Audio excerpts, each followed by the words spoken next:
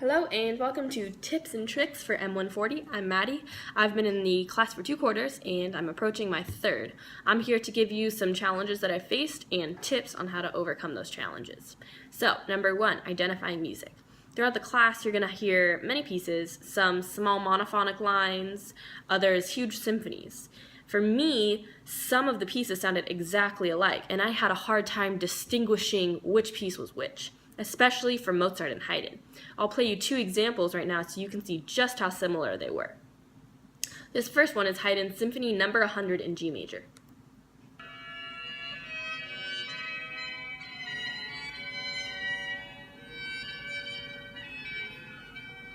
And the second one is Mozart's Symphony in C major.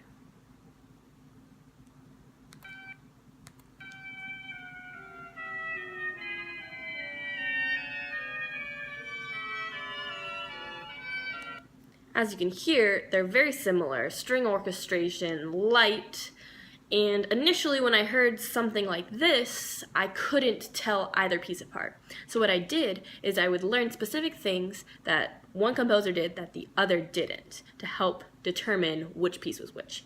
Here, Mozart used chromaticism and dissonance, whereas Haydn was more consonant and joking in his music. So knowing these 2 things automatically helped me begin to distinguish between the pieces, because when I would hear a passage that was more chromatic, then I would, oh, this is probably a piece by Mozart. You also recognize small motifs that are specific to each song as well. Secondly, distinguishing between time periods.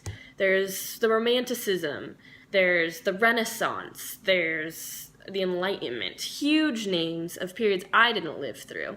And it was really hard for me to kind of summarize 50 years in one word or one idea.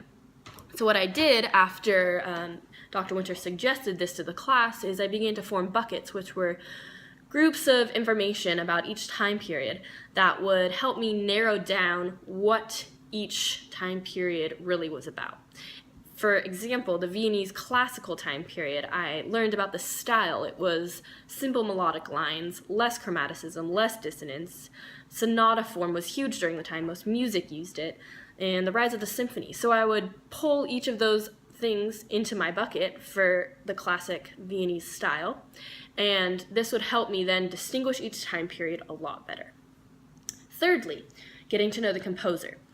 There's so much music, so many blocks of history to learn that it was really hard for me to get to know the personality of the composer. And it wasn't until we read Hector Berlioz's memoirs at the end of the second quarter that I finally realized how helpful it really was to know the composer who was making this music. For example, I read about how Berlioz lived through the French Revolution, a tragic time of loss and revolt, and soon learned that in his Symphony Fantastique, he incorporated a lot of the daily things that he saw into his music. For example, I'll play for you here, in Movement 4 of his Symphony Fantastique, he replicated the decapitation of somebody during this French Revolution.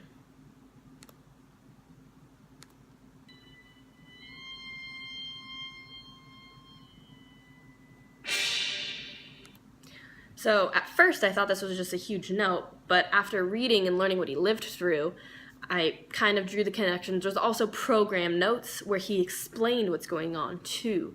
So getting to know why they were composing stuff like this really helped clarify a lot of the music for me. Fourthly, knowing what to do with so much information.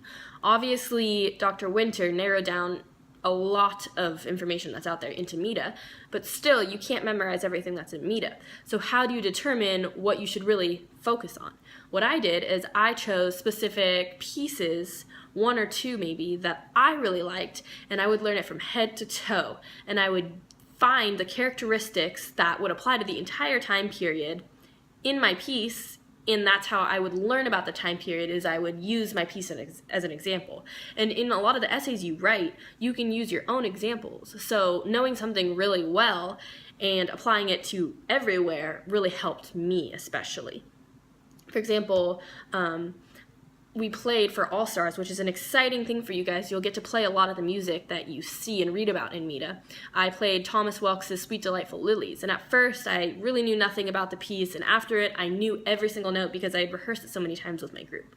So really honing in on specific pieces helped me encompass the entire time period.